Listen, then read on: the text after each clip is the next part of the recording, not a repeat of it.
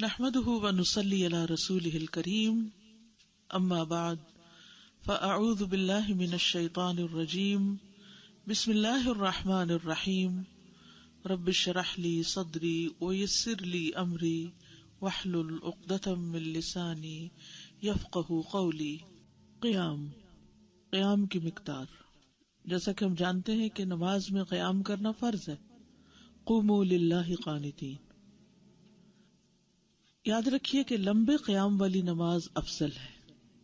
جس نماز میں جتنا لمبا قیام ہوگا اس کا اتنا ہی ثواب زیادہ ہوگا۔ بس یہ اصول کلیہ قاعدہ یاد رکھیے اور اس اعتبار سے اپنا قیام لمبا یا چھوٹا کر لیجیے۔ رسول اللہ صلی اللہ علیہ وسلم نے فرمایا کہ سب سے لمبی قرات والی نماز سب سے افضل ہے۔ افضل الصلاۃ طول القنوت، اور یہ صحیح مسلم کی روایت ہے۔ نبی صلی اللہ علیہ وسلم کے قیام کی صفت کیا تھی؟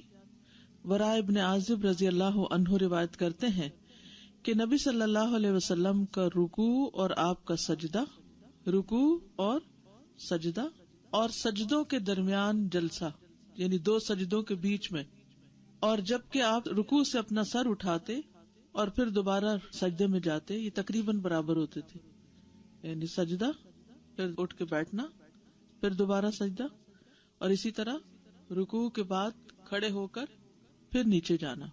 البتہ قیام اور تشہد طویل ہوتے تھے، یعنی قیام لمبا ہوتا تھا اور تشہد جس میں درود شریف ہوتا ہے اور دعائیں ہوتی ہیں، یہ دو حصے نماز کے لمبے ہوتے تھے، ایک کھڑے ہونے والا اور ایک بیٹھنے والا، اور بیچ میں رکوع اور سجدے یہ ایک دوسرے سے ملتے جلتے ہوتے تھے، اور جلسہ اور رکوع سے جو یعنی کھڑے ہوتے ہیں یہ دو حالتیں ملتی جلتی تھی۔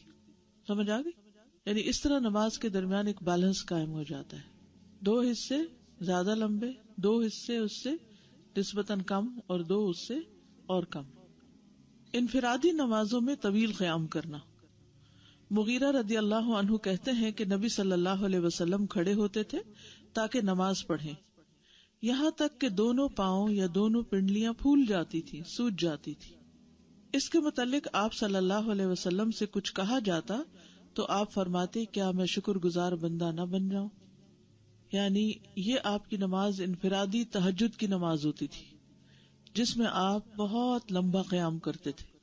جہاں تک جماعت کرانے کا تعلق ہے، لوگوں کو نماز پڑھانے کا تعلق ہے، تو اس کی تفصیلات آگے آئیں گی کہ آپ انہیں کون کون سی صورتیں پڑھاتے تھے۔ کبھی آپ نے بہت لمبی بھی پڑھائی اور کبھی بہت مختصر بھی، کبھی مختلف اسباب کی بنا پر آپ نے اپنا قیام جو ہے اس کو مختصر بھی کیا۔ باجماعت نماز میں زیادہ لمبا قیام نہ کروانا۔ ابو مسعود رضی اللہ عنہ سے روایت ہے کہ ایک آدمی نے عرض کیا، اے اللہ کے رسول، اللہ کی قسم میں نماز فجر میں فلاں شخص کی طوالت کی وجہ سے پیچھے رہ جاتا ہوں۔ میں نے رسول اللہ صلی اللہ علیہ وسلم کو کبھی نصیحت کے وقت اس دن سے زیادہ غضبناک نہیں دیکھا، یعنی فلاں شخص بہت لمبی نماز پڑھاتا ہے اس لیے میں پھر ٹھہر کے ہی جاتا ہوں، جیسے آج کل بچے کرتے ہیں نا کہ دیر سے جاؤ تاکہ آدھی رکعت ملے اور جلدی ختم ہو جائے۔ تو رسول اللہ صلی اللہ علیہ وسلم اس پر بہت زیادہ غضبناک ہو گئے۔ اس دن کے بعد آپ نے فرمایا، تم میں سے کچھ لوگ دوسروں کو متنفر کرنے والے ہیں، لہذا جو شخص تم میں سے لوگوں کو نماز پڑھائے تو اختصار سے کام لے، کیونکہ مقتدیوں میں کمزور، بوڑھے اور ضرورت مند بھی ہوتے ہیں۔ کون کون ہوتے ہیں؟ کمزور، بوڑھے اور ضرورت مند۔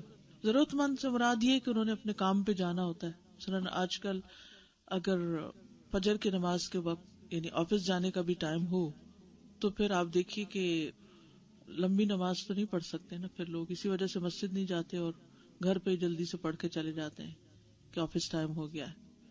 تو امام کو ان چیزوں کا خیال رکھنا چاہیے۔ بہرحال قیام سے متعلق سب سے پہلی بات کیا ہے کہ قیام طویل ہو تو اجر زیادہ ہے۔ دوسری بات یہ کہ قیام لمبا ہو باقی نماز کی نسبت، ٹھیک ہے۔ انفرادی قیام لمبا ہو اور باجماعت نماز میں زیادہ لمبا قیام نہ ہو، ٹھیک ہے۔ اب ہے قیام کا طریقہ، کھڑے کیسے ہونا ہے، ایک ٹانگ پہ ہونا ہے، دونوں پہ ہونا ہے، بیلنس کر کے ہونا ہے، ہل جل کے کھڑے ہونا ہے، یا کیسے کھڑے ہونا ہے، کھڑے ہونے کا طریقہ. سب سے پہلی بات یہ کہ مضبوطی سے قیام کرنا، جم کے کھڑے ہونا.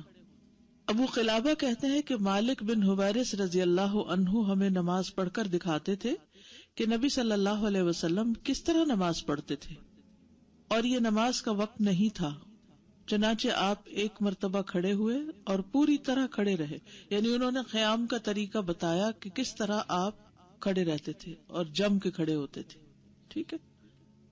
کھڑے ہو کر کرنا کیا؟ ہاتھ کہاں رکھنے ہیں؟ دائیں ہاتھ کو بائیں پر رکھنے کا حکم ہے. دایاں بائیں کے اوپر ہوگا، ادروائز نہیں. رسول اللہ صلی اللہ علیہ وسلم نے فرمایا ہم انبیاء کا گروہ ہیں، یعنی تمام انبیاء کو ہمیں حکم دیے گئے ہیں کہ ہم افطار میں جلدی کریں اور ہم سحری میں دیر کریں اور نماز میں اپنا دایاں ہاتھ اپنے بائیں ہاتھ پر رکھیں. تو یہ حکم آپ صلی اللہ علیہ وسلم کو بھی ملا اور کس کو؟ دیگر انبیاء کو بھی. ٹھیک ہے. ابن مسعود رضی اللہ عنہ سے مروی ہے کہ وہ نماز پڑھ رہے تھے اور اپنے بائیں ہاتھ کو دائیں ہاتھ پر رکھے ہوئے تھے. نبی صلی اللہ علیہ وسلم نے انہیں دیکھا تو ان کے دائیں ہاتھ کو بائیں کے اوپر کر دیا، نماز کے اندر ہی ٹھیک کر دیا. ٹھیک ہے. پھر صرف ہاتھ پہ ہاتھ رکھنا نہیں، یعنی بعض لوگوں کو آپ نے دیکھا ہوگا کہ وہ کیا کرتے ہیں، صرف ہاتھ پہ ہاتھ رکھ لیتے، ایسے نہیں. یعنی ہاتھ پر ہاتھ ایسے نہیں. کیسے؟ دائیں ہاتھ سے بائیں ہاتھ کو پکڑنا. ٹھیک ہے. وہ کیسے؟ وہ بھی طریقے آگے بتاتے ہیں. عبد الجبار بن وائل بن حجر سے مروی ہے، کہتے ہیں کہ میں 9 عمر لڑکا تھا، اپنے والد کی نماز کو نہ سمجھتا تھا، یعنی چھوٹا بچہ تھا. تو مجھے وائل بن علقمہ نے میرے والد وائل بن حجر سے بیان کیا، یعنی انہوں نے مجھے بتایا کہ میں نے رسول اللہ صلی اللہ علیہ وسلم کے ساتھ نماز پڑھی تو آپ صلی اللہ علیہ وسلم جب تکبیر کہتے تو اپنے دونوں ہاتھ اٹھاتے. کہتے ہیں کہ پھر آپ نے اپنا کپڑا لپیٹ لیا، پھر اپنے بائیں ہاتھ کو اپنے دائیں ہاتھ سے پکڑا اور اپنے ہاتھوں کو اپنے کپڑے میں کر لیا، یعنی سردی ہوگی چادر پہنی ہوئی ہوگی تو چادر کے اندر کر لیا. تو اس سے یہ بات بھی پتہ چلتی ہے کہ اگر ہم لمبی چادر اوڑھے ہوئے ہیں تو ضروری نہیں کہ اس کے اندر سے سوراخ کر کے بازو باہر نکالیں، کیونکہ اس میں پھر یہ خطرہ ہوتا ہے کہ کچھ بازو پھر ننگے ہونا شروع ہو جاتے ہیں تو سطر پورا نہیں ہوتا. تو اس لیے اگر چادر کے اندر ہاتھ کر کے باندھے جائیں تو زیادہ بہتر ہے، یعنی اس کی رخصت ہے، اجازت ہے. کیونکہ ایک بار میں نے کسی کو کہتے ہوئے دیکھا جب میں اندر کر کے پڑھ رہی تھی کہ آپ کو ہاتھ باہر نکالنے چاہیے. وہی کوئی لازم تو نہیں ہے. اب یہاں یہ دلیل بھی آپ کے سامنے ہے کہ ہاتھ چادر کے اندر کیے جا سکتے ہیں. ٹھیک ہے. ہاتھ پکڑنے کے طریقے، یعنی دائیں ہاتھ بائیں کے اوپر کس طرح رکھیں گے، ہاتھ پکڑیں گے کیسے، مسئلہ سمجھ آ رہا ہے کہ کس پہ بات ہونے لگی؟ کیونکہ آپ لوگ لکھنے میں مشغول زیادہ ہیں اور اس وقت تھوڑا تھوڑا ڈیمو بھی کر رہی ہوں میں، تو بات سمجھنی آسان ہوگی. آپ صلی اللہ علیہ وسلم کبھی دائیں ہاتھ کے ساتھ بائیں کو پکڑ لیتے. ٹھیک ہے. علقمہ بن وائل اپنے والد سے روایت کرتے ہیں کہ نبی صلی اللہ علیہ وسلم جب نماز میں کھڑے ہوتے تو بائیں ہاتھ کو دائیں ہاتھ سے پکڑ لیتے. نمبر 2، دائیں ہاتھ سے بائیں بازو کی کلائی کو پکڑنا. کبھی ہاتھ کو پکڑنا اور کبھی کلائی کو پکڑنا. کلائی کیا ہوتی ہے؟ یہاں سے لے کر یہاں کے بیچ کا حصہ جو ہوتا ہے یہ کلائی کہلاتی. ٹھیک ہے. یہ ہاتھ ہے اور یہ کلائی ہے. ٹھیک ہے. اوکے. عاصم بن کلیب نے اس میں تفصیل بتاتے ہوئے اپنا دایاں ہاتھ اپنے بائیں ہاتھ کی پشت پہ رکھا یوں کہ وہ کف اور کلائی پر بھی آ گیا، یعنی یوں رکھا کہ کچھ حصہ ہاتھ کا اس جگہ اور کچھ حصہ آگے. ٹھیک ہے. پوری انگلیاں کھولنی، انگلی بند نہیں کر کے رکھنا، یعنی اس طرح. ٹھیک ہے. کلائی سے لے کر کوہنی تک کو ساعد کہتے ہیں، عربی میں ساعد کہتے ہیں. اس حدیث کی روح سے ہاتھ پکڑنے کا طریقہ اس طرح ہوگا کہ دائیں ہاتھ کے جوڑ کو بائیں ہاتھ کے جوڑ پر رکھنا اس طرح کہ دایاں ہاتھ بیک وقت بائیں ہاتھ کی کلائی اور بازو کو پکڑے ہوئے ہوگا، یعنی اس حصے کو اور اس کو پکڑے ہوئے ہوگا. ٹھیک ہے. یہ جوڑ جو ہے، یعنی اس جوڑ کے اوپر ہاتھ رکھ کے تھوڑا ہاتھ کا حصہ پیچھے ہوگا اور بازو کو پکڑا ہوا. ٹھیک ہے. قبیصہ بن حلب اپنے والد سے روایت کرتے ہیں، انہوں نے کہا کہ میں نے نبی صلی اللہ علیہ وسلم کو سلام پھیرنے کے بعد لوگوں کی طرف رخ کرتے ہوئے دائیں جانب سے بھی مڑتے دیکھا اور بائیں جانب سے بھی، یعنی نبی صلی اللہ علیہ وسلم جب آگے امامت کراتے تھے تو پھر اس کے بعد سلام پھیر کے آپ کیا کرتے تھے؟ اپنا رخ لوگوں کی طرف کر لیتے، کبھی رائٹ سائڈ سے اور کبھی لیفٹ سائڈ سے، یعنی دونوں طرف سے مڑے آپ.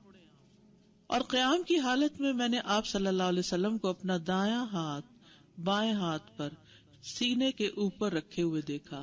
یحییٰ نے بیان کرتے ہوئے دایاں ہاتھ بائیں ہاتھ کے جوڑ پر رکھے، یہ جوڑ ہے، ٹھیک ہے. دائیں ہاتھ سے بائیں بازو کو پکڑنا. سہل بن سعد رضی اللہ عنہ سے روایت ہے، انہوں نے فرمایا کہ لوگوں کو یہ حکم دیا جاتا تھا کہ آدمی نماز میں اپنا دایاں ہاتھ اپنے بائیں بازو پر رکھے. ابو حازم نے کہا مجھے یہی معلوم ہے کہ سہل اس حکم کو نبی صلی اللہ علیہ وسلم کی طرف منسوب کرتے تھے. اس حدیث کی روح سے دائیں ہاتھ سے بائیں بازو کی کوہنی تک کا حصہ پکڑا جا سکتا ہے. دائیں ہاتھ سے بائیں بازو کی کوہنی، آپ نے دیکھا ہوگا کچھ لوگ یوں پکڑ رہے ہیں، یہ تو غلط کر رہے ہیں، فوراً ہم ججمنٹ دے دیتے ہیں کہ غلط کر رہے ہیں، اس میں وسعت ہے. یہ ساری چیزیں جو ہیں یہ وسعت والی ہیں، یعنی ذرا شروع سے ہی بالکل ہاتھ کے اوپر ہاتھ رکھ کے اس طرح پکڑ لینا، آگے کر کے جوڑ کے اوپر ہاتھ رکھ کے پکڑنا، پھر بازو پکڑ لینا، پھر آگے کوہنی تک پکڑ لینا، جو آپ کا دل چاہے کرے.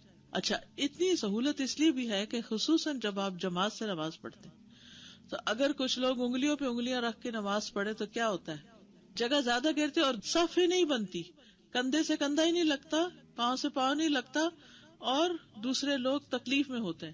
ذرا آگے کر کے آپ رکھیں گے، اور اگر آپ نے دیکھا کہ آپ والا ذرا بہت بھاری جسم والا ہے کہ میں اور سکڑ جاؤں، تو آپ اور سکڑ جائیں اور سب درست ہو جائے گی. ٹھیک ہے، اکیلے ہوں تو ٹھیک ہے، ریلیکس ہو کے آپ رکھیں، اور اگر جماعت میں ہے تو حسب ضرورت آگے یا پیچھے بڑھا لے. اصل مقصود کیا ہے؟ دایاں بائیں پر ہو، رائٹ. لیکن بالکل ایسے نہیں، کچھ لوگ ایسے ہاتھ اکڑا کے ہاتھ کے اوپر ہاتھ رکھے ہوئے، ایسے نہیں. یعنی بالکل نیچرل انداز میں آپ نے ہاتھوں کو نہ اکڑا کے رکھنا ہے اور نہ ہی پکڑ کے ایسے جیسے کسی کو ڈر میں پکڑا ہوتا ہے، ایسے بھی نہیں پکڑنا. بس آرام سے اس کے اوپر رکھ لینا ہے کہ توجہ آپ کی نماز کی طرف رہے. یہ تو صرف اس کی ڈسکرپشن ہے جو میں آپ کو یعنی بتا رہی ہوں. یعنی بنیادی طور پر آپ نے کیا کرنا، جیسے نارمل روٹین کی نمازوں میں آپ دیکھیے کہ جب آپ نے اللہ اکبر کی تو اس کے بعد یعنی سینے پہ آپ نے رکھنا ہے، ٹھیک ہے، یہاں نہیں رکھنا، سینے پہ رکھنا ہے، کیونکہ زیادہ ادب اسی میں. جب یوں کر کے پکڑتے ہیں نا، ڈھیلا پن اور ایسے کیجول سٹینڈنگ ہے، ٹھیک ہے نا. یعنی بعض لوگ اس طرح بھی کرتے ہیں، ناف کے اوپر ہاتھ رکھتے ہیں. تو اس میں آپ دیکھیے کہ یہ باندھنا، اس کی نسبت یہاں جیسے اس حدیث میں آیا سینے کے اوپر باندھنا، ہاتھ پہ ہاتھ رکھنا، ذرا پیچھے تھوڑا ہو جائے یا ذرا آگے، لیکن جوڑ، کلائی، کونی جہاں بھی آپ رکھ لیں ہاتھ تو ٹھیک ہے، اور ہاتھ نارمل رہے، نیچرل وے میں. کوئی فرق نہیں بتایا گیا اس میں، عورت مرد کا کوئی فرق نہیں. جتنے بھی احادیث آپ چھان مارے، کہیں نہیں لکھا عورت یہاں ہاتھ رکھے اور مرد یہاں رکھے، سب کا ایک ہی جگہ بتایا گیا. آپ صلی اللہ علیہ وسلم اپنے دونوں ہاتھ صرف سینے پر رکھتے تھے، مرد اور عورت دونوں ہی اس میں برابر ہیں. طاؤس بن کیسان یمانی تابعی بیان کرتے ہیں، ایک ہوتے ہیں نا صحابی جنہوں نے نبی صلی اللہ علیہ وسلم کو دیکھا، اور ایک ہوتے ہیں تابعی جنہوں نے صحابی کو دیکھا، کہ رسول اللہ صلی اللہ علیہ وسلم نماز کے دوران میں اپنا دایاں ہاتھ بائیں کے اوپر رکھتے اور انہیں اپنے سینے پر باندھا کرتے تھے. نگاہیں سجدے کی جگہ پر رکھنا یہ افضل ہے. نگاہیں کہاں ہو، یعنی آپ جب کھڑے ہو گئے ہیں تو کھڑے ہو کر چھت کو نہیں دیکھنا، دائیں طرف کی چیز کو نہیں دیکھنا، بائیں نہیں دیکھنا، بلکہ سامنے سجدے کی جگہ کو دیکھنا ہے. آپ صلی اللہ علیہ وسلم جب نماز پڑھتے تھے تو اپنے سر کو جھکا لیتے، یعنی سر ایسے اکڑا ہوا نہیں ہونا چاہیے، پیچھے کو نہیں ہونا چاہیے، بلکہ کیا ہونا چاہیے، نسبتاً جھکا ہوا ہونا چاہیے، اور اپنی نگاہ کو زمین پر رکھتے. نگاہیں روک لینا. عائشہ رضی اللہ عنہا نے کہا کہ رسول اللہ صلی اللہ علیہ وسلم کعبہ میں داخل ہوئے تو ان کی نگاہ سجدے کی جگہ سے ادھر ادھر نہیں ہوئی، نگاہیں وہیں رکی یہاں تک کہ بیت اللہ سے نکل گئے، سجدے کی جگہ پر ہی دیکھتے رہے. سبحان اللہ. اور آج اگر ہمیں کوئی کعبہ کے اندر لے جائے تو ہم کیا کریں گے؟ چھت دیکھیں گے، پلرز دیکھیں گے، تصویریں لیتے رہیں گے، مٹیریل کو ہاتھ لگاتے رہیں گے، کون سا سنگ مرمر ہے وغیرہ، وہ کیا اس کا ہاتھ لگانے سے رنگ تبدیل ہوتا ہے یا نہیں ہوتا. آپ صلی اللہ علیہ وسلم کو جب معراج پر لے جایا گیا تو قرآن اس کی گواہی کیا دیتا ہے؟ ما زاغ البصر وما طغى، نگاہ بھٹکی ہی نہیں، حد سے آگے بڑھی ہی نہیں. طغا ہوتا ہے نا حد سے آگے بڑھنا، طغیانی کے لیے. نگاہ آگے نہیں بڑھی، بس وہیں رہی جہاں ہونی چاہیے تھی. ادب، احترام. تو نماز اللہ کی بندگی کا نام ہے، اللہ کی عبادت کا نام ہے. اللہ کے آگے قوموا للہ قانتین، ادب کے ساتھ کھڑے ہونا ہے. اور جب کسی مسجد میں جائیں یا کسی بھی جگہ، تو ٹھیک ہے مسجد نبی میں، مسجد حرام میں جاتے ہیں، بہت ڈیکوریشن کر دی گئی ہے، ان چیزوں کی طرف انسان کا دھیان چلا جاتا ہے، لیکن نماز میں آپ کا دھیان نیچے ہی رہے، یعنی ادب رہے، نگاہوں میں بھی ادب ہو. دل حضوری تو ہو ہی، دل میں تو توجہ ہو ہی، لیکن نگاہوں میں بھی ادب. اور آپ نے دیکھا ہوگا کہ جس مجلس، جس انسان، جس جگہ کا آپ کے دل میں ایک اورا سا ہوتا ہے، ایک احترام اور ایک روب ہوتا ہے، تو وہاں پر آپ کی نگاہیں خود بخود جھک جاتی ہیں، جھکی رہتی ہیں، کیونکہ آپ کے دل کی کیفیت بدل جاتی. اصل میں نگاہوں کا جھکنا دلیل ہے اس بات کی کہ انسان کا دل اب کسی اور طرف متوجہ ہو گیا ہے. جب آپ گہری سوچ میں ہوتے ہیں، کسی ایک چیز پہ فوکس کیے ہوئے ہوتے ہیں، تو آپ کی نگاہیں کیا گھوم رہی ہوتی؟ گھومتی نگاہوں کے ساتھ کیا آپ ایک نقطے پہ فوکس کر سکتے ہیں؟ نہیں. جب آپ کا دل ایک طرف متوجہ ہو جاتا ہے تو نگاہیں خود بخود ایک ہی جگہ ٹک جاتی ہیں. پھر تو اس پر خاص توجہ دینی ہے ہم نے کہ نماز میں ہماری نگاہیں کہاں ہیں. باجماعت نماز میں امام کو دیکھنے کا جواز ہے، نہیں سامنے، لیکن ایک ہی جگہ پھر ہو، یہ نہیں کہ کبھی آگے کے امام کو دیکھے، کبھی رائٹ سائڈ کے مقتدی کو دیکھے، کبھی ادھر نہیں. امام بخاری نے صحیح بخاری میں باب باندھا ہے نماز میں امام کی طرف نظر اٹھانے کا بیان. زین بن منیر کا کہنا ہے کہ مقتدی کا امام کو دیکھنا اقتداء کے مقاصد میں سے ہے، یعنی چونکہ وہ اس کو فالو کر رہا ہے اس لیے اس کو دیکھ سکتا اور نگاہ ایک نقطے پہ لگی ہوئی ہے.